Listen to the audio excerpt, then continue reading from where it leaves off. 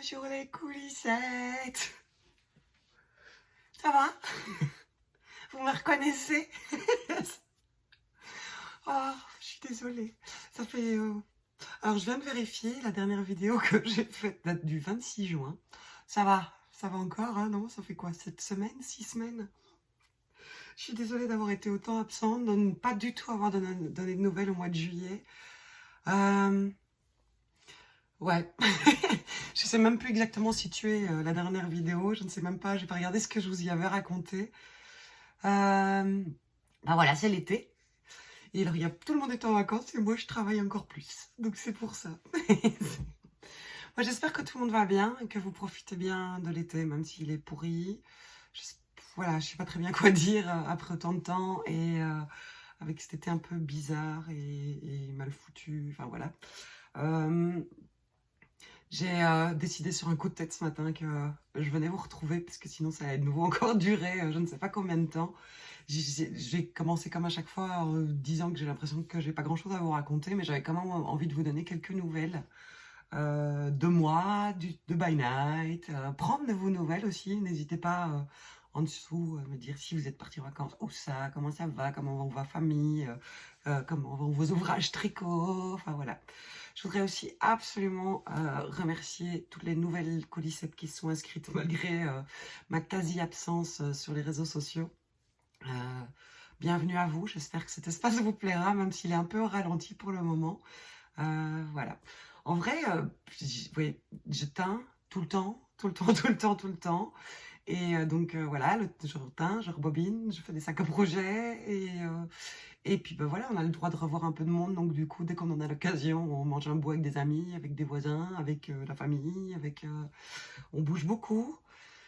Ça s'entend, je suis fatiguée, mais je suis très fatiguée, je crois que j'arrive au bout de tout ce que j'ai à faire, et donc j'ai une espèce de dégoulinade. Voilà, il est temps que j'arrive au bout. Alors, on est donc le 13 août, vendredi 13, ça va bien avec ma vieille voix rauque. Euh, Ouais, comme je disais, je sais pas très bien par où. En fait, je sais pas très bien par où commencer. Dans le sens, qu'est-ce qui s'est passé depuis je vous ai laissé, je crois, en vous disant que courant de juillet-août aurait lieu le test du châle en collaboration avec la Féfil. Et je crois que le lendemain de la discussion, enfin voilà, de la vidéo, j'ai rediscuté avec Cécile et on s'est rendu compte que c'était beaucoup trop compliqué même à gérer le test. Parce qu'en gros, quand elle était dispo pendant l'été, moi je ne l'étais pas. Et donc on voyait pas très bien comment déjà rien que faire si certains d'entre vous voulaient des écheveaux. Enfin voilà, qu'on fasse déjà des combos et des propositions de couleurs. Voilà, donc elle m'avait laissé plein de laine, je vous les ai montrées je pense. J'ai fait toutes les photos des kits possibles et on s'est dit qu'on en rediscuterait quand on se voit en vrai. On va se voir 3 fois d'ici début octobre, donc on aura sûrement l'occasion de mettre ça en place pour soit de gérer ça novembre-décembre, soit l'année prochaine, on verra bien, pour lancer le châle, un des salons où on serait ensemble l'année prochaine. Donc voilà, on s'est dit que c'était ridicule de se mettre la pression pour dire de se mettre la pression. Le châle est un peu intemporel, il peut fonctionner en toute saison et le projet est là, le patron est écrit, donc voilà. Donc pour le moment, on l'a mis de côté. Donc du coup, je vous disais que j'allais sortir le châle La Fleur en décembre. Eh ben non, je vais changer d'avis. Je vais le publier fin septembre. Je crois que j'ai noté le 28 septembre, qui est le mardi juste avant le Nitit. Voilà, parce que je sais qu'il y a pas mal de gens qui sont impatients, parce que comme je l'ai déjà montré à plusieurs reprises, et je me dis autant le publier et autant faire plaisir aux gens qui ont envie d'avoir ce châle bien douillet pour l'automne. Donc, est-ce que j'avais fini le châle? Donc ça, c'est le châle sans nom, avec la laine de la Féfil, qui est un châle triangulaire. Alors évidemment, hein, je décide sur un coup de tête d'enregistrer, tout allait bien, il faisait tout gris, et puis pouf, le soleil est arrivé, il a fait fondre tous les nuages, et maintenant je vais faire mes fameux effets lumineux. Donc voilà, c'est un châle asymétrique, qu'on tricote perpendiculairement, donc on le tricote comme ça, en faisant des augmentations d'un côté et des diminutions de l'autre qui font que du coup les rangs partent en diagonale. Et alors il y a une alternance de sections, si je m'approche, voilà, un point texturé, un point mosaïque, un point de dentelle, quelques rayures Et on répète ces sections en augmentant à chaque fois la section de dentelle. Et donc, moi, j'ai utilisé ma Twinkle Cachou Cochonny et le coloris Sakura de Cécile. Je trouve que ça fonctionne très bien. Et alors après, le panneau final est différent. Et alors, on vient terminer avec une section de... trop de mémoire. Je viens de le dire, mosaïque. Et un I-cord. On a déjà fait un I-cord tout du long. Donc voilà, donc il est assez large, peu profond. Il a quasi le même format que le châle Lift Me. Donc celui qui est en cachou cochonny, en full moon et en mohair. Et donc voilà ce que ça donne quand on le porte. Alors vous voyez, je ne sais plus si je vous l'avais montré en entier ou pas. Il est toujours au même stade, c'est-à-dire qu'il était bien plié depuis la dernière vidéo et les fils ne sont pas rentrés. Puisqu'il est mis de côté, je l'ai mis de côté. Voilà, et le jour où je vais en avoir besoin pour faire des photos et tout ça, je fais un peu paniquer. Bon, le patron est rédigé en français, je crois que je l'ai déjà rédigé en anglais aussi. Donc, en vrai, le jour où on pourrait commencer le test, il pourrait commencer très très vite. Mais je trouve vraiment que tous ces points donnent bien. Donc, je suis contente du résultat. Et comme je vous l'avais dit, créer un châle bicolore, pour moi, était un exercice compliqué dans le sens où je voulais pas du tout qu'on ait l'impression que c'est un châle qu'on ait déjà vu ailleurs et que les patrons bicolores, il y en a déjà tellement. Donc voilà, mais je me suis bien amusée à le faire. Un peu plus casse-tête peut-être, mais chouette. Voilà, voilà. Alors du coup, la fleur, j'en ai tricoté un deuxième. Le premier donc était dans une laine de Grey Sheep Co. qu'elle m'avait demandé de tester pour elle. Et je me suis dit que j'allais quand même en faire un dans mes laines. Je vous ai parlé de Sirius. Et finalement, j'ai jeté mon dévolu sur 2 écheveaux solitaires d'Orion Deka, qui étaient teints à la cochonnie tous les deux, et qui fonctionnaient très bien. Donc, ils étaient tout seuls, les derniers d'un bain chacun. Et donc, du coup, en fait... Bon, où est-ce que je me mets? Oh, voilà. Et donc, je l'ai fait en Orion Deka, mais en vrai, le châle fonctionne en Orion Deka, en Sirius Deka, ou toute autre laine Deka, puisque parmi vous, il y en a qui ont utilisé la Supernova aussi, ou de laine Deka d'autres personnes. Donc voilà, donc pour rappel, le châle, la fleur, c'est un écheveau. Alors, il n'est pas bloqué, parce que pour le moment, je suis en mode tellement dépassée par tous les événements, que, puis surtout, il a fait tellement humide que j'avais pas envie qu'il mette 15 jours à sécher. Donc je crois que je vais pouvoir le faire dans les jours qui viennent, puisqu'il fait un peu moins humide. Mais donc c'est un châle, de nouveau, triangulaire, asymétrique. J'ai pas repris la version blanche, elle est rangée bien sagement là-bas derrière pour pas être abîmée, qu'on tricote en aller-retour perpendiculairement. On a, mais vous voyez, il n'est pas bloqué, hein, donc de nouveau le petit I-cord. Et alors, on a une alternance de jersey en vert. Vous voyez, c'est du jersey sur les rangs en vert et du point en vert sur les rangs en droit, avec des mailles torse et des petites naupes. Voilà, au fur et à mesure, on en a de plus en plus. Et ensuite, on a un point qui forme un peu les feuilles, les bourgeons des fleurs. Et ensuite, on a un panneau de dentelle. Je vais vous le montrer dans l'autre sens. Voilà, le panneau de dentelle qui est surtout composé de jetés et de mailles ensemble, hein, pour former la dentelle. Et là, on vient le terminer avec des côtes torse pour aller jusqu'au bout de sa laine. En fait, l'idée, c'est de ne plus avoir de reste. Donc, voilà. Donc ça, c'est ma deuxième version du châle la fleur et je l'aime beaucoup. Après, bon, il est trop petit parce qu'il n'est pas étiré, il n'est pas mis en forme ni bloqué, mais il ressemble à rien pour le moment. Donc voilà, mais donc je vais le bloquer dans les jours qui viennent. Et en plus, c'est pas comme si je manquais de place pour le faire, hein, mais c'est juste que j'ai terminé un autre gilet en juin, en juillet, et je le porte parce qu'il est en mohair, et il est chaud, et qu'il a fait dégueu, et je l'ai toujours pas lavé non plus. Donc il faudrait quand même que je fasse une petite séance de blocage de ces 2 ouvrages-là. Voilà, voilà, donc les nouvelles. J'ai pas d'autres modèles en cours de création, de patrons en cours, création personnelle. J'ai 2 idées de gilets. Il y en a un que vous connaissez, que j'avais déjà fait, que j'avais fait avec 2 brins d'Ultra Lace, avec un col châle, avec des torsades, et alors les mêmes torsades qui venaient se retrouver ici, et que je voudrais refaire a priori en full moon, et alors du coup écrire le patron au fur et à mesure. Et donc il faudrait que je prenne le temps de compter les mailles, parce que j'avais pris aucune note pour ce modèle-là. Compter les mailles et le retranscrire, et alors le refaire en écrivant convenablement ce que je fais. J'ai cette idée-là, et j'ai une autre idée Et voilà. Mais pour le moment, je vous dis, j'ai commencé un châle il y a un mois et je ne fais que ça. C'est du zéro cerveau, du point mousse, de temps en temps, des petits chevrons. Voilà, je vous en parlerai peut-être dans un épisode de podcast. J'espère quand même que d'ici la fin du mois, je vais réussir à enregistrer un épisode de podcast. Je commence à me faire taper un peu sur les doigts par les abonnés. Mais voilà, donc en fait ce qui se passe aussi c'est que donc le matin, beaucoup plus d'énergie que l'après-midi, donc je teins le matin et en général je suis dans mon labo de teinture entre 7h30 et 8h et je termine en fin de matinée et puis on mange un bout, je tricote un peu et puis après je vais faire soit de rebobinage, soit de couper des sacs à projet, soit de coudre des sacs à projet, puis faire l'administratif, déposer des colis, faire des courses, ranger un peu la maison, faire du repassage, enfin la vraie vie quoi, comme tout le monde. Et donc je pourrais enregistrer aussi certains après-midi, sauf que souvent mon homme est en rendez-vous le matin et donc la maison est libre le matin. Mais enfin voilà, donc aujourd'hui j'ai décidé que j'inversais, on verra bien. Donc je fais d'abord la vidéo pour vous et puis on verra, je ferai la teinture cet après-midi.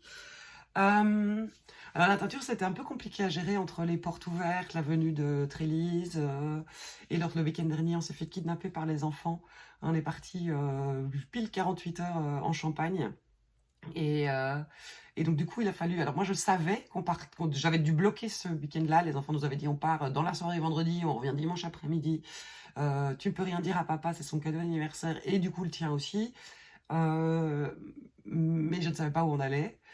Mais bon, donc, voilà, donc j'ai quand même dû faire mon planning teinture en fonction du fait que pendant 3 jours, je n'allais pas avoir la possibilité de teindre, de laver le lendemain, de préparer des coctions du surlendemain. Enfin voilà, il y a toujours ce problème de processus en multi-étapes dans la teinture naturelle. Donc en fait, ça m'a fait un frein d'une semaine quasi, quoi, parce que donc Lise est partie, puis j'avais une semaine de teinture, et puis je devais déjà ralentir, arrêter, ne plus rien avoir qui traîne dans les casseroles, qui aurait pu virer. Enfin voilà, quand il y a de l'orage, c'est comme la soupe, ça tourne, ben voilà, ça peut tourner aussi. Ne plus rien avoir qui risque de traîner pendant 3 jours dans les casseroles. Et surtout, je pouvais rien préparer pour cette semaine-ci, donc c'était un peu compliqué à gérer, mais bon voilà, c'est pas très grave. Le week-end a fait un bien fou, ça a fait du bien d'être à nous 6 en escapade. Ils nous avaient trouvé une superbe chambre d'hôte à près de Troyes. C'était très chouette. Et bon, voilà, c'était bien, c'était bien. On a bien fait la fête, on s'est bien baladé. Troyes est une très chouette ville, j'avais jamais eu l'occasion d'y aller. Euh, et on est allé aussi à Châlons, c'est plus Châlons-sur-Marne, Châlons en Champagne.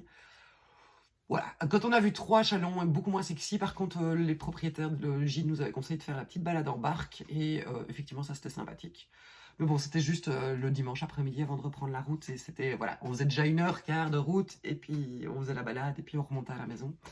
Donc c'était un peu un week-end express, mais bon, ça fait du bien. Puis c'est bien, c'est rigolo parce que quand on part en septembre. Ouhou bon, en vrai, le planning maintenant. Donc, cette semaine, je termine la teinture. J'en ai encore un peu ce week-end, mais alors on a un week-end très chargé parce que c'est notre dernier week-end de libre. Avant, attendez, accrochez-vous, la mi-octobre. Parce qu'après, on va être en vadrouille tout le temps. Et donc, ce week-end, on a un week-end chargé. On a un truc ce soir, on a un truc demain après-midi demain soir. Et on a un truc dimanche toute la journée avec voilà, des amis, la famille, les voisins, qui sont des amis. Hein. Vous l'aurez compris, on se voit très souvent. Et ensuite, la semaine prochaine, je termine ma session de teinture. Et puis surtout, je devais préparer mes caisses de laine de présentation pour 2 événements d'un coup. Ça sera plus simple pour moi. En fait, j'ai tellement de stock. Et mon idée est quand même, donc comme je vous l'avais expliqué, entre les salons, je ne vais pas avoir le temps de faire de teinture. Donc du coup, en vrai, mardi, je crois, je termine ma teinture jusqu'à priori au moins fin novembre. Je me prends des shoots de Garance, je mets de la Garance dans le nez pour pas être en manque. Je plaisante, hein. Faut pas exagérer quand même.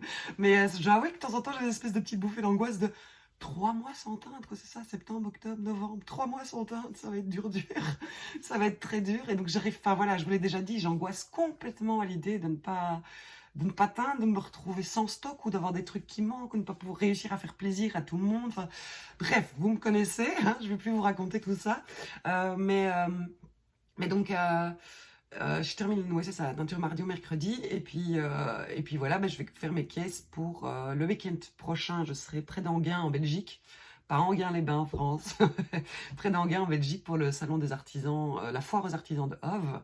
Donc c'est, j'en parle souvent, hein, c'est mi-chemin entre Lille et Bruxelles, 3 quarts de route de chacun des 2 côtés. C'est Ah, c'est bon. Je vois que j'ai un message. Je me dis, oh là là, c'est la personne chez qui on doit aller manger ce soir, mais ça va, c'est juste pour confirmer l'heure. Ça, vous savez tout. Et donc, euh, donc, je serai là, ça va voir aux artisans de Hof, c'est samedi et dimanche. Je crois que c'est 11h20 et 11h19 de mémoire, les horaires. Mais c'est vraiment un marché aux artisans. Je ne sais pas du tout comment ça va se passer parce que voilà, ça fait 10 ans, je crois, que j'y participe et c'est toujours la même chose. Et moi, je sais toujours mon emplacement au même endroit. Soit on vient avec sa propre tente, soit on va sous chapiteau. Et donc, moi, je vais sous chapiteau parce que c'est plus confortable. Sauf qu'a priori, ils n'avaient pas le droit de mettre des chapiteaux, puis finalement, ils ont quand même eu le droit de mettre des chapiteaux. Donc, l'organisateur m'avait rappelé pour me dire, ah ben voilà, finalement, j'ai une place sous chapiteau, mais ça ne sera pas comme d'habitude. Mais donc, j'ai aucune idée. Je ne sais pas si ils disent qu'ils ont envoyé un mail cette semaine pour dire qu'ils attendaient beaucoup, beaucoup de visiteurs, parce qu'effectivement, il n'y a pas eu grand-chose qui s'est passé depuis, depuis très longtemps. Mais je ne sais pas comment ça se passe au niveau des exposants. J'ai cru voir dans les messages passés que la majorité de nos amis seraient présents. Et donc, nous, on a surtout très, très hâte de retrouver tous nos amis. Parce qu'on les a plus vus depuis 2 ans du coup. Et donc ça c'est très très très long, c'est très très très long et donc on verra, souvent le samedi soir on se fait une bouffe tous ensemble, donc ça fera du bien de voir tout le monde. C'est surtout pour ça que j'y vais, on verra bien, après si vous avez envie, si vous êtes dans le coin, si vous avez la possibilité de venir jusque là et que vous avez envie de papouiller un peu de laine, vous êtes les bienvenus. Ensuite, le week-end d'après, il y a Exceptiolène. Kathleen, si tu as le temps de regarder cet épisode, donc Kathleen fait partie des coulisses, c'est l'organisatrice d'Exceptiolène. Si tu as le temps de passer par là, au milieu des préparatifs, je pense fort à toi, bon courage pour cette dernière ligne droite. J'ai complètement hâte d'y être. Nous, on arrivera le vendredi dans la soirée, après que mon homme ait fini le boulot. On loge à Briey même, donc c'est du coup, c'est à 1h, c'est quoi, 50 minutes de Metz. Donc si vous avez la Belgique, et puis il y a Metz là, et c'est là. Enfin, c'est dans l'autre sens. Maths et la géographie. Bref, en ligne droite plus bas que Thionville, autour de Metz. Voilà. Ça va, hein, moi quand j'ai vu une carte, il n'y a aucun problème. Hein. Je suis très très bonne en carte. Hein. Vous me lâchez n'importe où, je peux vous dire, je peux vous faire traverser la France, mais c'est juste quand on me dit le nom d'une ville ou d'un département, si j'ai pas déjà situé sur une carte, je sais pas où c'est. On n'apprend pas les départements, nous. Donc, et alors maintenant, en plus, il y a les régions, alors je comprends encore moins, parce que, enfin bref, parce qu'il y a des régions qui ont à moitié des noms de départements, et puis, enfin, bref, ça n'arrange rien. Donc, donc, on arrivera le vendredi, on monte, là c'est sous tente, et donc on installe le stand samedi matin, on papouille de la laine tout le week-end, les dernières nouvelles sont qu'il faut le pass sanitaire pour pouvoir y venir. Donc, si vous comptez venir à Exceptiolène, n'oubliez pas, si vous n'êtes pas vacciné, de faire un petit curtage ou je ne sais pas quel autre test. Voilà. Et on reviendra à la maison le dimanche soir après avoir démonté. Et je crois que lundi, oui, c'est ça. Alors, après, en milieu de tout ça, s'entremêlent mes rendez-vous médicaux pour mon opération. Et donc le lundi, je crois, j'ai pas réfléchi, j'ai pris rendez-vous à 8h chez le médecin pour faire un point, mon généraliste, hein, pour faire un point, faire une prise de sang, et puis je dois remplir tout un formulaire pour l'anesthésie. Donc, ah oui, alors pour les personnes qui ne sauraient pas, qui viendraient d'arriver dans les coulisses, si vous n'avez pas rattrapé les vidéos précédentes, le 11 octobre, dans moins de 2 mois, je vais faire une réduction mammaire. Donc je vais me faire opérer pour la première fois de ma vie, et j'avoue que ça commence à fort m'obséder. Et ben voilà, j'ai perdu presque 12 kilos déjà. Donc voilà, plus je perds de poids, au plus on m'enlèvera de poitrine, puisqu'on va m'enlever la poitrine proportionnellement à ma morphologie. Et donc j'ai hâte parce que en fait maintenant vraiment les douleurs au dos, les douleurs aux épaules se sont multipliées. Comme je bosse beaucoup, comme je suis fatiguée, comme quand on va manger chez les amis, on n'est pas aussi bien assis que dans son canapé, ben mon dos c'est une horreur. J'ai l'impression d'avoir une planche à clous du bas voilà, du milieu de la nuque jusqu'ici en permanence. Hein, et alors pour le moment j'ai des migraines pas possibles parce que tous mes nerfs ici sont contraints par le poids des soutiens-gorge. Et alors j'ai fait, comme j'ai perdu beaucoup de poids, je peux remettre plein de vêtements que je mettais plus avant. Et, bon, et je ne peux plus mettre mes vêtements préférés, ils sont tous trop grands. Bon, c'est un détail. Hein. Mais alors l'autre jour j'ai mis une robe. Et j'ai plus mis de robe. Alors je crois que j'ai 30 ou 35 robes, toutes faites maison, que j'ai portées énormément. Et je crois, genre, du jour au lendemain, depuis 2 ans ou 3 ans, j'ai plus mis de robe. Et alors j'ai mis une robe, et au bout d'un quart d'heure, j'étais, mais qu'est-ce que je suis pas bien? Mais qu'est-ce que j'ai mal au dos? Mais qu'est-ce que je suis pas bien? Et alors j'ai juste fait ça. Et c'était le poids de la robe qui me faisait mal. Ça m'écrabouillait complètement. Et donc j'avais tout qui s'endormait et mon bras dormait jusqu'au coude. Rien que le poids d'une robe en lin. Donc voilà, il est vraiment temps que j'agisse. Il est vraiment temps que j'agisse. Mais je crois forcément, oui, ça devient complètement obsessionnel, forcément. Donc voilà. Mais donc dans 2 mois. Dans 2 mois. Donc j'ai rendez-vous médical. Et puis on a un week-end où on est à la maison. Ensuite, on part. Le week-end d'après, on part en vacances. Donc le 10 septembre, on part en vacances, on retourne comme l'an dernier en Dordogne, au même endroit, au milieu de nulle part, en espérant très fort qu'il fera 30 degrés comme l'an dernier et pas 14 comme il y a 2 ans. C'est le coup de poker à chaque fois, hein, 3e semaine de septembre en Dordogne. Donc on est à côté de Saint-Cyprien, voilà, au bas de la vallée de la Vézève, près de Limoux, si vous connaissez. Limeuil, pas Limoux, Limeuil, si vous connaissez. Voilà, dans une petite maison au milieu de nulle part, avec pour voisins des vaches et des chiens. C'est très très bien. Et les propriétaires, accessoirement de la maison, mais qui sont quasi jamais là, puisqu'ils ont 2 magasins, donc un à Sarlat et un aux Aisies. Donc ils sont peu présents. Et donc, on part le 10, on fait une halte à Montargis. Parce qu'on descend pour éviter Paris, maintenant on descend par l'autre chemin qu'on a fait, Reims 3, et puis alors on pique, je ne connais pas le nom de l'autoroute, et ça fait Sens, Montargis, Orléans, et puis là on reprend la bonne autoroute. On l'avait fait l'année passée, on avait logé à Sens, ça nous avait beaucoup plu, on l'avait déjà fait plusieurs fois, on s'arrêtait à Orléans, donc Orléans c'est bon, on a fait le tour, voilà, on essaye à chaque fois, et Montargis ça a l'air tout choupinou comme ville. Bon, en vrai on va y passer 3 heures, on va manger un bout, et puis on va repartir le lendemain matin, mais voilà, comme ça on peut cocher la case, j'ai vu. Bref, on verra bien.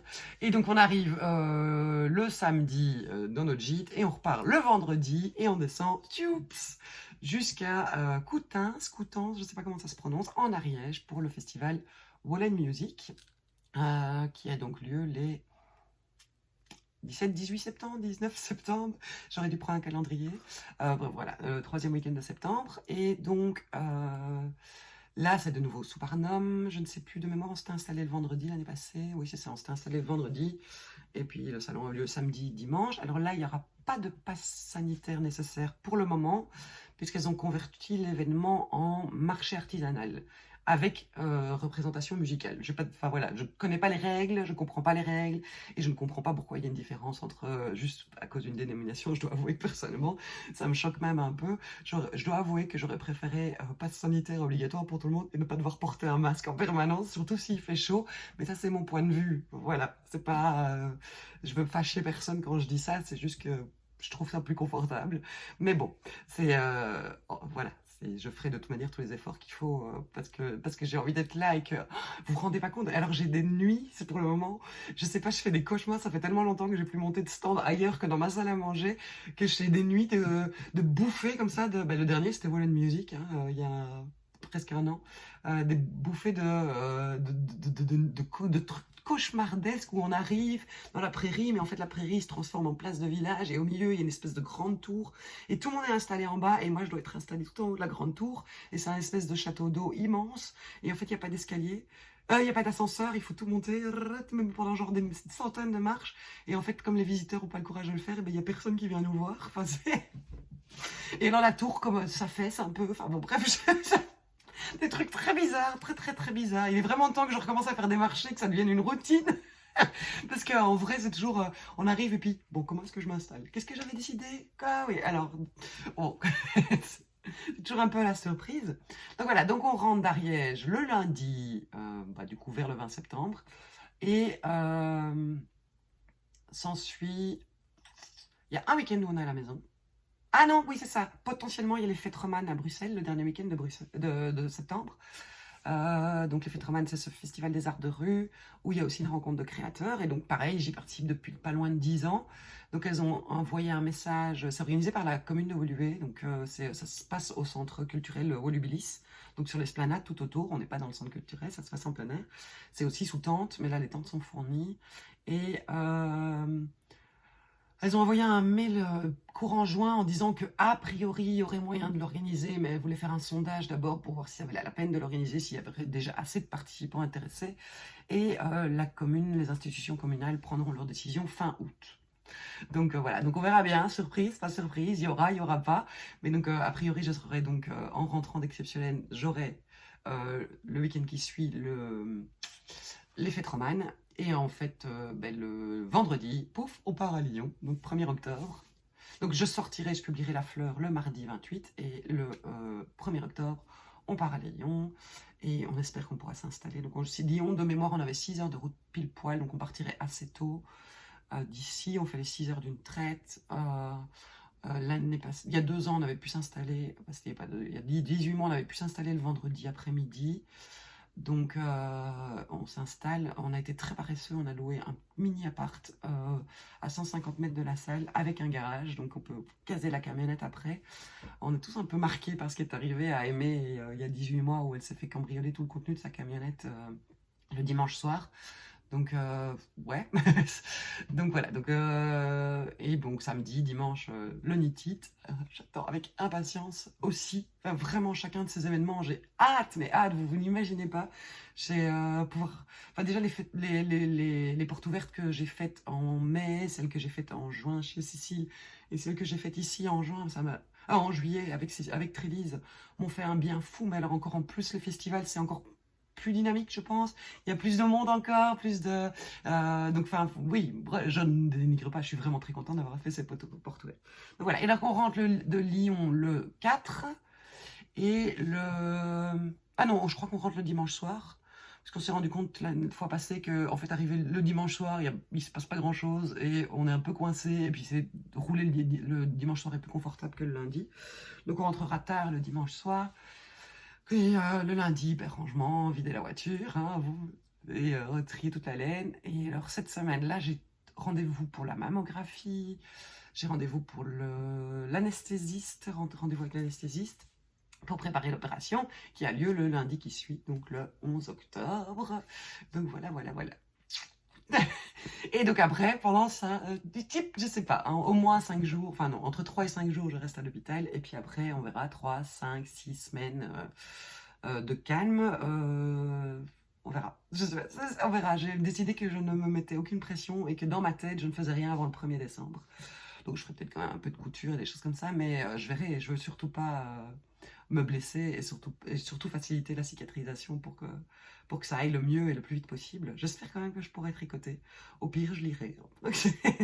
Au pire, voilà, je ferai orgie de lecture, même si je me suis dit... Alors, j'avais pas lu pendant 2 ans parce que je prenais pas le temps de lire. Avant, je lisais en moyenne un livre par semaine, et parfois j'avais 2 ou 3 livres en cours, un en français, un en néerlandais, un en anglais. À l'époque où j'avais appris l'allemand, j'en avais un en allemand en cours aussi. Enfin voilà, donc je lisais tout le temps, tout le temps, tout le temps. Je lis jamais de la haute littérature, je suis très très fan de thrillers. J'ai eu peur, c'est tout un banc de canards qui viennent passer au-dessus de la maison. Je me demandais ce que c'était ce bruit qui grinçait. Bref, et ça m'a pris, genre décembre, j'ai recommencé à lire, je crois que depuis le début de l'année, j'ai lu une vingtaine de livres. Je me suis refait tous les Fred Vargas dans l'ordre. En fait, j'en avais plein, j'en avais lu plein, mais je savais pas si j'avais tout lu. Et donc, du coup, j'ai complété ceux que j'avais pas, et donc j'ai lu tous les Fred Vargas dans l'ordre où elle les avait écrits. Je me suis refait tous les Raymond Feist, les Chroniques de Condor, et toutes les suites, Guerre de serpents, etc., qui sont de la fantasy. Ouais, ça, j'en ai lu 9, je crois. Parce qu'il y avait une série de 4, puis des séries de 3. Et alors, il y en a un dont j'ai 3 sur les 4, mais j'ai pas encore trouvé. Après, je les achète souvent d'occasion, donc quand je trouverai celui qui me manque, je pourrai les lire aussi. Et là, maintenant, je suis en train de me refaire la série Millennium. Mais qu'est-ce que j'ai lu depuis? Oh, j'ai essayé de lire un Ibrahim Malouf, et j'arrivais pas du tout. J'arrivais pas du tout parce que le narrateur narre quelque chose qu'on lui a narré, et ainsi de suite. Et donc, il y a parfois 3 ou 4 échelons de narration. Donc, il m'a raconté que son père lui avait raconté, que son oncle lui avait raconté, que le sultan avait dit. Et alors là, c'est beaucoup trop de concentration pour moi, donc ça n'allait pas. Je me dis, je le reprendrai en vacances, ça sera peut-être plus approprié. Donc voilà. Et donc maintenant, je suis en train de me refaire les Millennium. Je viens d'entamer le 3e. Oui, c'est ça. c'est rigolo. En fait, je suis très, comme je vous dis, je lis en moyenne un livre par semaine. Et donc, du coup, je suis un peu en binge reading. Et donc, je lis en diagonale. Je lis très, très vite. Et donc, du coup, en fait, je me souviens pas des histoires. J'ai vraiment ce plaisir de lire, de savoir ce qui va se passer, de comment les personnages vont évoluer, de comment ils sont décrits, de nana. Dans Millennium, ils font que bouffer. J'ai tout le temps envie de bouffer. C'est vraiment pas pratique. Et, mais donc, du coup, en fait, 3 livres plus tard, j'ai oublié le contenu des livres précédents. Donc, c'est pratique. Ça fait un peu le boisson rouge qui fait 4 fois le tour de son bocal et qui, et qui a oublié. Donc, voilà. Donc, je peux relire les mêmes. En fait, je peux relire les mêmes livres une fois par an. Je sais pas pourquoi je continue à acheter des livres. Pourquoi j'ai une bibliothèque pareille. Je pourrais relire tous les ans les mêmes livres au même moment. Je plaisante. Bref, donc voilà. Mais donc voilà les prochaines semaines qui m'attendent. Donc voilà, j'essaierai au milieu de tout ça quand même d'essayer d'être un peu plus présente pour vous et d'être et comme je vous le disais, donc on verra après mon opération courant octobre, je reprendrai le fil des tricotés mensuels du dimanche parce que c'était vraiment très agréable si ça vous tente toujours. Donc voilà, voilà. Alors les autres nouvelles, j'ai une splendide collaboration avec, j'y suis pas pour grand chose, avec Yann Flex qui sera publié le 25 août, donc dans 12 dodo. Un gilet en Orion Déca. Donc je vous l'avais dit, elle avait la laine depuis un long moment, et puis forcément avec toutes les jolies aventures qui lui sont arrivées, du genre pom-pom laine, making stories, etc. Forcément les plus petites collaborations ont été mises un peu de côté.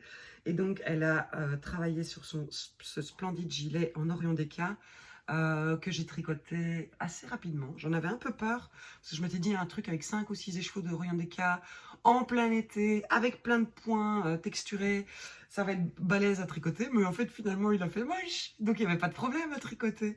Alors moi j'ai pas pu résister, je pense que je vous avais montré la laine que j'ai utilisée, je l'ai fait en Orion Déca teinte à l'indigo. Je sais pas très bien si je peux vous le montrer tout à fait ou pas. À 10 jours près, je pense pas que Audrey sera fâchée sur moi. Elle en a montré des petits bouts sur Instagram quand elle a fait l'appel à test. Donc, c'est un gilet assez ample, avec un panneau de torsade d'un côté. On a un système de rang raccourci pour me faire dessiner les épaules. Et alors, tout le reste du corps est en point de riz. Et là, on a le même panneau en miroir dans le dos. Voilà. Vous ne voyez rien avec cette bête lumière. Je suis vraiment désolée. Donc voilà. Je l'aime énormément. Et donc on tricote la bande du dos, puis on vient tricoter un des devants, l'autre devant, puis on remet tout le monde ensemble. On ferme et on tricote en aller-retour tout le corps. Et ensuite on vient relever les mailles de l'emmanchure. On fait des manches toutes droites. Et alors, que ce soit sur le côté ou sous la manche, on a une fausse couture. On fait des manches toutes droites, assez longues. Et puis après, on réduit drastiquement et on a des longues côtes. Dans le bas, on a aussi des côtes torse. Et alors, on vient aussi relever les mailles de l'encolure et on fait des côtes torse. Et alors, je ne l'ai pas fait parce que je suis une vilaine paresseuse. Mais je n'ai pas... non, elle prévoit un système de rang raccourci. Si on veut pas que les... Oh, j'ai du mal. Si on ne veut pas que les devants rebiquent pour qu'ils restent bien parallèles. Alors, moi, je ne l'ai pas fait. En fait, le choix de la taille était un gros dilemme parce que donc, je le fais maintenant et les photos sont prises maintenant quand j'ai encore ma grosse poitrine dans le chemin. Je compte encore perdre un peu de poids. Donc voilà, donc j'en ai discuté avec Audrey, que a priori, donc je ne sais plus combien de tailles il y a, et a priori j'aurais dû faire la taille 4 ou 5. Et j'ai fait la taille 3, qui est la même qu'elle. Ouh, il y avait une mouche. Et elle est venue juste dans mon oreille. Ça, j'aime pas, ça fait bzzzt. Oh là là. Heureusement que j'ai pas besoin d'un titre pour mon épisode, sinon les mouches font bzzzt. Ça aurait été le titre si ça avait été un podcast. Donc en fait, normalement, je pense que les manches, les emmanchures tombent beaucoup plus... il y a beaucoup plus d'aisance. J'en ai déjà pas mal, hein. J'ai déjà bien 20-25 cm d'aisance, mais je crois qu'elle prévoit 35. Et donc Audrey était d'accord que je ne parte pas sur un gilet trop ample, dans le sens où voilà, je ne sais pas où je vais, et j'avais peur que si je le prévoyais très ample maintenant, ce soit vilain plus tard. Et en fait, je suis très contente de l'avoir fait un peu plus étroit parce que je vais beaucoup plus le porter, je pense. Parce que souvent, les gilets trop amples, moi, j'en ai tellement. Et en fait, du coup, ils me servent de veste. Plus de gilets puisqu'ils ne rentrent pas dans les vestes. Tandis que là, là, je vais pouvoir quand même le caser encore dans un manteau. Parce que bon, voilà, mon coude est là. Voilà. Et donc, mon emmanchure et mon aisselle est là. Ouais, vous voyez, j'ai quand même 10, donc j'ai quand même un fameux paquet d'aisance. Mais donc j'en suis très très fan et j'ai utilisé pile poil 5 écheveaux d'Orion Deca. Et donc voilà, et donc la semaine prochaine, pendant que je ferai mes caisses de préparation des salons, je ferai aussi des photos des couleurs d'Orion Deca qui sont disponibles pour en mettre plus sur le site. Je vous avais dit que j'avais un petit problème parce que Sirius Deca n'était plus disponible à la filature avant au moins octobre. Et ben Orion Deca c'est pareil. Donc en fait j'ai juste ce que j'ai. Donc je me suis fait des calculs savants parce qu'il m'en restait juste genre 40 de l'un et 50 de l'autre non teint pour dire ok alors il m'en faut la couleur d'Audrey, il me faut ma couleur et puis en fait ah mais la Garance ça marche toujours bien et enfin des trucs par élimination donc j'en teins 5, oui mais 5 c'est juste une quantité donc si quelqu'un en veut 6 j'en ai pas, enfin bon ça a été un imbroglio, un bazar pas possible. Donc il y a certaines couleurs dont j'ai juste une quantité pull. Bon voilà, je sais que beaucoup de teinturières fonctionnent comme ça aussi, avoir juste une quantité pull de certaines couleurs, mais après elles ont l'avantage de pouvoir teindre très facilement, genre dans les 3 jours c'est reteint. Moi ça sera pas avant décembre, mais bon voilà, on verra bien. Donc ça fait partie des choses qui me stressaient aussi, c'est que si je vends absolument tout ce que j'ai, alors mon homme il arrête pas de me dire je te le souhaite, je te le souhaite, je te le souhaite sur les 4 événements, 5 événements qui auront lieu, plus en ligne, mais que je me retrouve sans laine sans laine teinte au retour de nitite.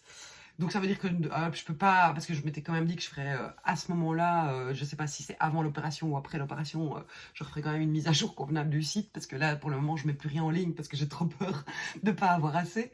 Mais donc du coup, en plus, j'ai plus de Sirius Deca, j'ai plus d'Orion Deca, et donc voilà, teindre une série complète des chevaux, c'est par ce truc, c'est un mois de travail, donc si je dois le faire sur chacune de mes bases, je sais pas comment je vais gérer. Donc bref, c'est des problèmes idiots, hein, mais... Et alors il y a un autre souci aussi, comme je vous l'ai déjà dit, par rapport au Brexit, c'est compliqué, la laine, enfin voilà. Alors je sais pas, jusqu'à présent, je touche du bois, quand j'ai commandé la laine, des laines à la filature, où j'achète Orion, Sirius, Orion Deca, Sirius Deca et Comet. C'est en Angleterre et je ne sais pas comment ils font, mais je n'ai pas dû payer de taxes douanières. Mais par contre, j'ai entendu dire que l'autre fournisseur, donc Chester Wool, chez qui la majorité des teinturiers vont, là, ça fait très très mal quand ça arrive. Et donc du coup, en fait, moi, j'ai réussi à tenir. J'avais fait un énorme stock en décembre. Et donc j'ai réussi à tenir jusque-là avec les bases. Alors c'était surtout, il y avait Full Moon, Halo, Twinkle et Milky Way qui venaient de là. Et Halo, entre-temps, je le prenais aussi chez les autres, là où je prends Sirius et tout ça. Et en fait, maintenant, j'ai trouvé un troisième fournisseur qui est en Italie. Et donc là, je prends, alors vous allez voir, le mohair est upgradé. J'ai le top du mohair maintenant, c'est du super fine mohair. Donc ça veut dire que c'est des chevreaux de l'année, première tonte, et la Mulberry Silk. Donc il est dingue. Alors j'ai encore des précédents. La proportion reste la même, hein, 72-28, mais la qualité de la laine est dingue, mais vraiment dingue, c'est hallucinant. Je crois qu'il est encore plus beau que celle que j'avais utilisée de chez Barthé Francis. Donc ouais, je suis contente. Je suis contente d'avoir déniché cette petite pépite. Et alors ils ont aussi un 100% Blueface Leicester qui me plaît énormément et donc qui va devenir ma Full Moon. Elle est la même épaisseur, elle est un peu plus souple et un tout petit peu plus douce et plus... Il y a un peu plus fluffy, un tout petit peu plus. J'ai pas d'exemple parce que j'en ai pas encore teint beaucoup, j'en ai déjà mordancé mais j'en ai pas encore teint beaucoup. J'ai d'abord éliminé tout ce qui restait d'avant. Et alors, donc du coup, je n'avais plus de Twinkle et plus de Milky Way, ou pas beaucoup. Donc là, pareil, j'ai dû faire une espèce de... Alors, qu'est-ce qui est vraiment nécessaire dans les quelques écheveaux qui me restent? Parce que Chester Wool va ouvrir un entrepôt aux Pays-Bas le 11 octobre. Ils vont être dévalisés tout de suite, hein, parce que je pense que toutes les teinturières d'Europe sont en train de faire la même chose, on attend. Et donc, tous les envois pour l'Europe seront expédiés à partir de là d'Europe. Et donc, il y aura plus de problèmes de taxes douanières et de TVA et tout ça et tout ça. Donc, Donc j'attends. Et alors pareil, alors je commanderai pas le 11 octobre, hein, moi je serai dans les vapes. Mais donc dans les semaines qui suivront, je recommanderai alors de la Twinkle et de la Milky Way. Mais donc tout ça va devoir être géré en même temps. C'est genre, ah yes, il y a de la Sirius DK, il y a de la Orion DK, il y a de la Milky Way, il y a de la Twinkle. Ah mais je ne peux rien faire. Donc en fait, je vais me retrouver à un moment où je n'aurai plus que... Alors j'ai beaucoup de comètes en stock, j'ai beaucoup de Sirius et d'Orion en stock, non teintes. Et j'aurai beaucoup de Full Moon et de Halo, mais le reste... Donc voilà, on verra bien. Donc en gros, vous avez vu, hein, c'est 40 minutes que je parle. 40 minutes que je parle. Et en vrai, j'avais dit que j'avais rien à dire. Mais j'ai rien à dire. J'espère que ça vous intéresse quand même, hein, ce blabla où je vous raconte un peu les coups. Enfin voilà, ce qui se passe derrière, quoi. Suite à l'épisode précédent, je me souviens que plusieurs d'entre vous, parce que je vous avais montré les écheveaux que j'avais teints en mirobolant et ensuite à l'indigo. Et vous êtes plusieurs à m'avoir demandé si j'avais des écheveaux teints au mirobolant non teints à l'indigo, pour vous montrer ce jaune-vert dont je vous parlais. Voilà, j'en ai pris. Alors ceux-ci, je les ai gardés parce que je trouvais que ça fonctionnait très très bien, c'est sur Milky Way.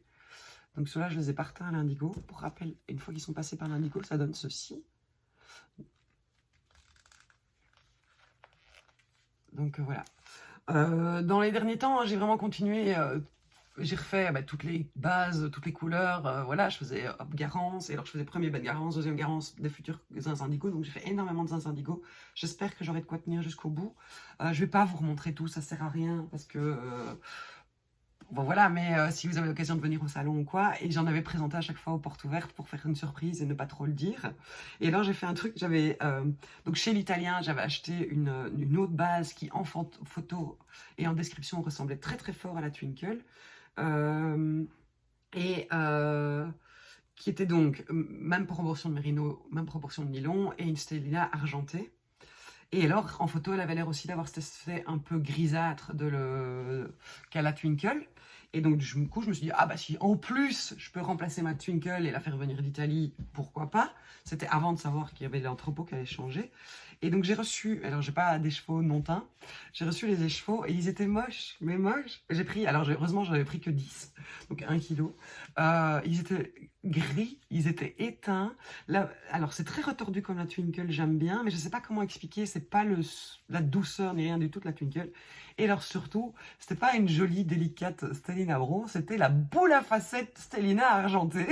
Vous n'allez pas voir la boule à facettes. Bref, alors je me suis dit, c'est pas grave, je vais les mordancer, je vais faire des zinzin indigo avec, et basta.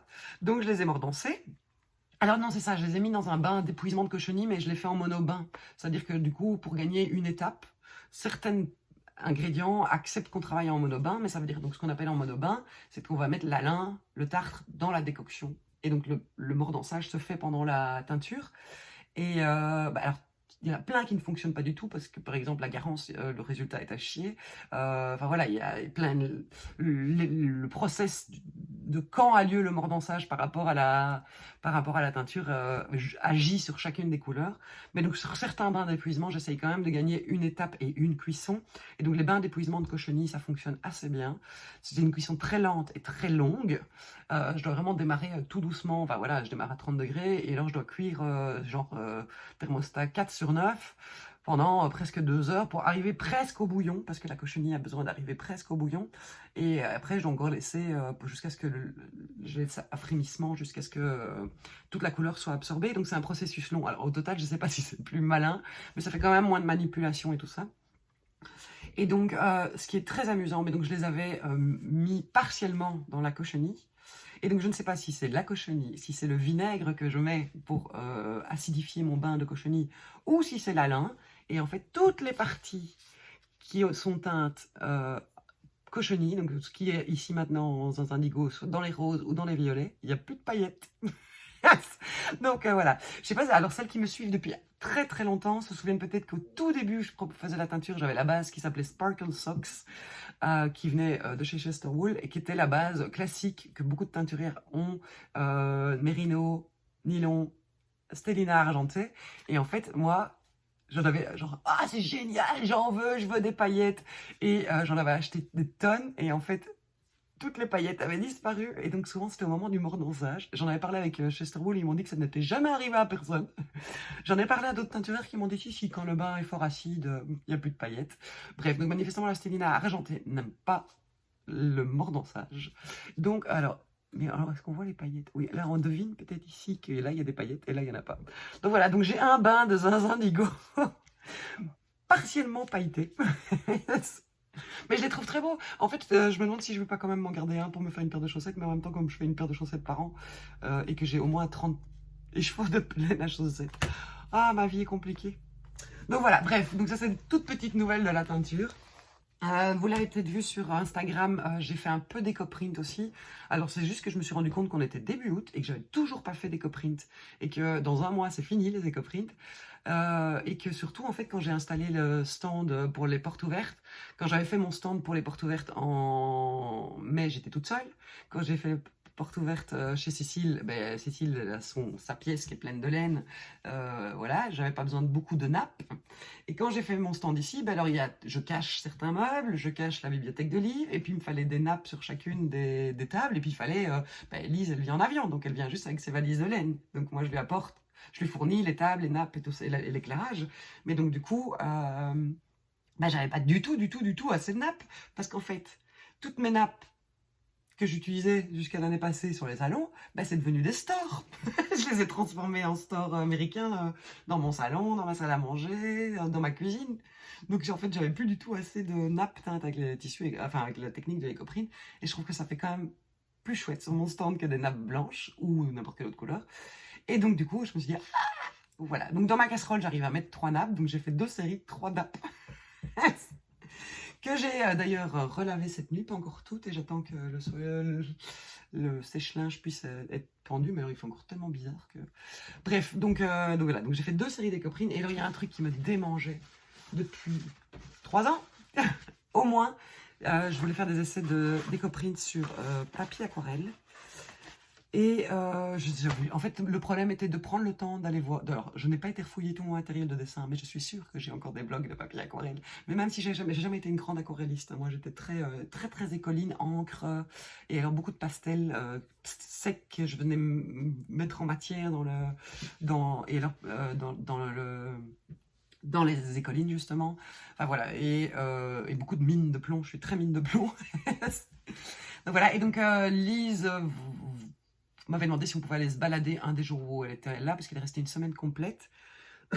Et on a décidé d'aller à Namur. Et donc là, il y avait un magasin Schlepper que j'ai été dévalisé en papier aquarelle et en papier de coton fait main. Et j'ai enfin fait des essais. Donc ce deux-ci, c'est le recto verso des mêmes feuilles. C'est une feuille d'acacia.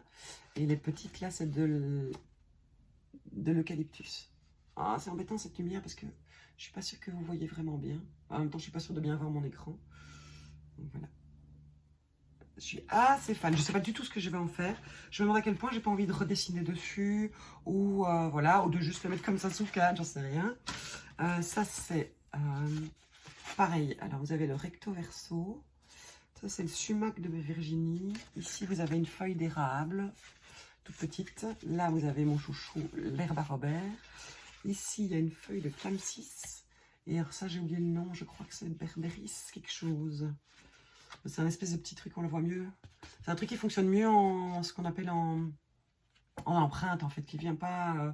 ça vient faire des trous. Mais vous avez vu comme c'est beau? Alors c'est rigolo parce que j'avais mis un vieux bout de tissu entre chaque truc pour qu'elles ne s'imprègnent pas les unes dans les autres. Mais alors du coup, on a l'impression du bout de tissu de l'autre côté. Alors ça, c'est celui qui a le moins bien fonctionné. C'est pourtant un de ceux qui fonctionne le mieux sur le tissu. Moi, je vais le mettre comme ça aussi. C'est le cornouiller. Celui-là n'est pas dingue. C'est pour ça que je me dis que si je veux faire des essais de dessiner dessus, revenir avec des encres, je travaillerai peut-être sur celui-ci. Et alors là, j'ai un qui est très bien et que je trouve splendide. Fougère. Là, on a de nouveau de l'érable. Et là, on a du églantier, rosier rugueux. C'est beau, hein? Ouais, j'ai pas pris parce que j'avais fait aussi. Je reviens.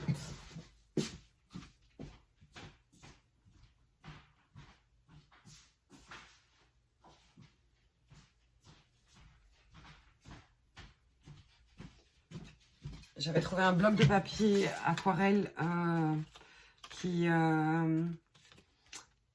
format carte postale et derrière avec impression carte postale.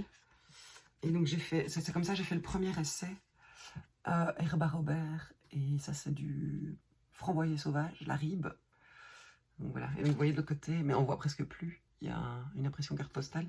Ce que je voudrais faire de toute manière, c'est les repasser pour essayer de les réaplatir. Et voilà, je m'étais dit que ça pouvait être chouette de temps en temps pour rajouter une carte quelque part. Voilà, et donc ça c'était le tout premier essai que j'ai fait. Et alors quand j'ai fait ceux-là, j'en ai fait d'autres, mais alors pas de bol. Il y en a un qui était dans un endroit où il s'est déchiré avec l'humidité. Et donc les deux se sont déchirés. Et vous voyez, là on a de nouveau de l'églantier. Et alors, donc ça c'est l'églantier, donc le rosier sauvage. Et là on a le rosier classique. Voilà, et alors j'ai fait un autre essai qui est moins performant, c'était avec des fleurs. Je ne sais pas ce que c'est comme fleurs, c'est des fleurs que j'ai reçues dans un bouquet pour mon anniversaire. Alors, celui-là est pas mal, mais en vrai, ça n'a pas grand intérêt. Mais pareil, je crois que je vais repasser et je vais l'utiliser pour essayer de faire des petits... je trouve que ça a une atmosphère de fond de paysage de Enki Bilal. Je ne sais pas si vous connaissez cet auteur de BD, mais je trouve qu'on retrouve l'atmosphère de Enki Bilal dans ça.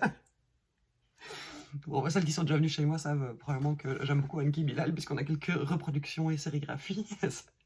Donc voilà, mais je trouve qu'il y a un effet, voilà, fond de décor de la femme bleue, par exemple. Voilà. Donc voilà, mais donc ça, je ferai aussi des essais, à mon avis, remettre en couleur, venir redessiner par-dessus, parce que en fait, ça m'a donné envie de redessiner. Donc je me suis racheté un carnet de croquis et j'essaye pour plus ou moins un jour sur deux de faire un dessin. Alors, c'est une catastrophe, hein, enfin, je veux dire, quand même. Donc, je dessine depuis l'âge de... Ma grand-mère a toujours dit que les premières choses que j'ai tenues en main, c'était une bande dessinée et un crayon. Pas de bol, c'était les premières éditions de Tintin et un crayon de couleur. Et je m'amusais à colorier tous les petits personnages qui sont là dans la double page de garde. Tout foutu en l'air, bref. Et donc, j'ai pris des cours de dessin en cours du soir, je dirais de mes 14 à 18 ans. Dans l'académie de ma commune, de ma commune de Bruxelles, à Ixelles. C'était dingue en fait quand je me rappelle que mes parents me laissaient, parce que les cours avaient lieu jusqu'à 22 h, un truc dans le genre. Donc j'allais en bus, j'avais genre 5 stations de bus. Et puis souvent, en fait, à ce tour-là, les transports en commun à l'époque, c'était pas encore terrible. Hein, et donc il y avait un bus toutes les heures et demie, je crois. Et donc 9 fois sur 10, je ratais le bus du retour à 22 h. Et donc je rentrais à pied dans un quartier qui maintenant est un des quartiers les plus branchés de Bruxelles, mais qui à l'époque était quand même assez mal famé. Mais voilà, il m'est jamais rien arrivé, donc j'ai eu de la chance. Mais donc j'ai fait ça, j'allais 3 fois par semaine, je crois, au cours du soir de dessin, donc j'étais quand même bien acharnée. Et ensuite, j'ai fait mes études supérieures aux Beaux-Arts, donc je pense que j'avais quand même une capacité de dessin pas mauvaise. Ensuite, j'ai toujours continué à énormément dessiner. Une de mes meilleures amies et moi, on se voyait au moins une fois par semaine. On passait une après-midi ou une soirée à dessiner à deux, parce qu'elle avait aussi fait les Beaux-Arts en études secondaires. Et j'ai fait énormément de dessins tout le temps, il y en avait partout dans la maison, j'avais tout le temps tout mon matériel de dessin étalé partout. J'ai écrit des petites histoires et j'ai fait des illustrations pour les enfants de mes amis quand ils sont nés. Et donc voilà, la dernière histoire datée, oui c'est ça, ces enfants-là ont eu 12 ans. Et voilà, et au milieu de tout ça, j'avais moi-même mon désir d'enfant, et ce que je dessinais était souvent très très enfantin. Hein. Et là oui, et mon premier job comme graphiste, je travaillais dans un magazine qui était distribué en crèche, mais qui était adressé au grand public, et l'auteur écrivait un conte, et moi je faisais les illustrations à chaque fois. Donc, et j'essayais de varier pour que ça donne pas l'impression que ce soit tout le temps la même personne qui fait les illustrations. Donc j'utilisais plein de techniques différentes pour donner plein d'atmosphères différentes à chaque conte. Donc voilà, dessiner, je l'ai toujours fait énormément. Et en fait, quand est venue la décision de on n'aura jamais d'enfant, j'ai tout rangé et je n'ai plus rien dessiné. Mais plus rien du tout, quoi. Je ne sais pas pourquoi, ce qui s'est passé, je ne sais pas du tout. En plus de là-dedans est venu s'inscrire la couture de plus en plus, le tricot, la teinture, enfin voilà, il y avait un manque de temps aussi, mais je n'ai plus jamais rien dessiné. Et en fait, ça fait il y a genre 5 ans, j'avais acheté un bouquin, l'agenda de l'illustrateur, où l'idée était d'illustrer un thème chaque jour. Et ça me paraissait mais complètement rébarbatif. Je l'ai fait 5 fois, j'avais l'impression que je faisais n'importe quoi. Et donc là, j'en sais rien. J'ai vraiment envie de m'y remettre, on verra bien. Alors, ce que j'ai fait énormément, toujours, donc quand j'étais pendant mes études, comment ça s'appelle, le collège, le lycée, mais j'écoutais pas vraiment les cours. Je mettais mon Walkman à l'époque et je dessinais ma main. Et donc j'ai dessiné des centaines de milliers de mains. D'ailleurs, j'ai jeté tous mes souvenirs d'école, à part que j'ai gardé, j'ai feuilleté chacun de mes blocs de cours pour aller y rechercher toutes mes mains. Et je crois que j'ai un carton comme ça avec tous mes dessins de mains. Et donc je me suis mise en tête que j'allais recommencer à redessiner ma main. C'est pas au point, hein, mais voilà. Alors après j'ai perdu toutes les techniques d'ombrage et tout ça. Mais ça va, les proportions étaient pas trop mauvaises. Donc voilà, donc je sais pas pourquoi, j'ai tout à coup envie de m'y remettre. Et donc, je prends la petite fleur qui est devant moi, le petit objet qui est devant moi. C'est très naïf et très très moche, mais au moins je m'y remets et je me dis que si je dessine un peu tous les jours, et alors je date les dessins, comme ça peut-être que j'y reverrai une évolution avec le temps. On verra bien. Après, il faut que j'ai le temps de le faire aussi, hein, c'est toujours le même problème. Et donc là, ça fait déjà une semaine que je l'ai pas fait. Pas bien, pas bien, pas bien, pas bien. Bon, je vais arrêter, ça fait presque 1 heure. Je vais aller teindre. Je ne sais même pas quelle heure il peut être du coup parce que je vois pas l'heure. Enfin bref, je vais aller teindre et puis après, je vais aller déposer les colis. La mauvaise blague, mon point relais, ils ont un horaire d'été, mais tous les étés, ou genre du 1er juillet au 25 août, ils ferment de midi à 4 parce qu'il n'y a pas un chat. Et Mondial Relais, le 1er août, leur a dit « Ah ben écoutez, ça nous embête. » Alors que les chauffeurs s'en foutent, ils viennent quand même vers 9 h du matin. Ça nous embête. Donc vous n'êtes plus point relais avant votre réouverture. Et donc ils espèrent que ça va bien se passer. Et donc du coup, moi j'attendais un colis, ma commande de Nerprin. J'attendais un colis qui a été déposé à un point relais. Alors apparemment il y en a 5 à 10 km de chez moi. Ils ont été déposés, ça m'a pris 1 heure, l'aller-retour. C'est chouette. Donc voilà, et donc ça va, j'ai quelques colis à déposer, donc je vais aller voir où je peux aller les déposer cet après-midi, parce qu'il est quand même temps. Et alors maintenant, j'ai un autre problème avec Mondial Relais, donc j'envoie un lien pour qu'on sélectionne le point relais. Et quand moi, je clique sur le lien de retour que je reçois, normalement, j'ai un petit bouton qui me dit votre destinataire a choisi son point relais. Normalement, je clique dessus et j'arrive sur ma page Mondial Relais avec la sélection directement mise dans le panier d'achat. Et en fait, ce lien est considéré comme malveillant par mon ordinateur, l'ordinateur de mon homme, mon téléphone. J'ai contacté hier Mondial Relais qui m'a dit « Ah on va contacter le service IT ». Et donc du coup, maintenant, j'ai dû recontacter chacune des personnes qui m'a passé commande pour lui demander de me donner quand même les coordonnées de son point relais et je vais devoir tout encoder manuellement. Et pendant ce temps-là, je dessine pas. C'est ça qui ne va pas. Bon, voilà, j'espère que cette vidéo qui n'avait aucun intérêt que de vous parler de rien, et vous parler d'un peu de tout, vous aura plu. J'embrasse très très fort tout le monde parmi vous. J'espère que vous allez toutes bien, vraiment. J'embrasse très fort celles que j'ai vues, ça me fait du bien. Je suis contente d'avoir rencontré certaines pendant les portes ouvertes, que ce soit chez Cécile ou ici. J'espère qu'on aura l'occasion de se voir aussi sur les futurs salons. N'hésitez pas à me dire si vous passez sur l'un des salons auxquels je suis inscrite. Et surtout, si on ne s'est pas encore rencontré, n'hésitez pas à me dire qui vous êtes quand on se voit. Parce que voilà, ça me fait plaisir de mettre des visages et des voix et des rires sur vos pseudonymes. Donc voilà, portez-vous bien, passez une bonne fin de semaine. Je ne sais pas quand je reviens, je ne sais pas, je ne promets plus rien, je n'ose pas. Ça tombe, je reviens la semaine prochaine, hein, mais non, je me disais que je ne sais pas si ça vous intéresse que je fasse une vidéo quand je prépare mes caisses pour les salons. Je ne sais pas si ça a grand intérêt. Voilà, comme ça vous voyez vraiment les coulisses des préparations. En gros, j'amène toute ma laine ici, puis je retrie tout, hein, mais pourquoi pas. On verra bien. Je vous embrasse, comme ça on est presque pas à 1 heure de blabla. Et à tout bientôt. Hein.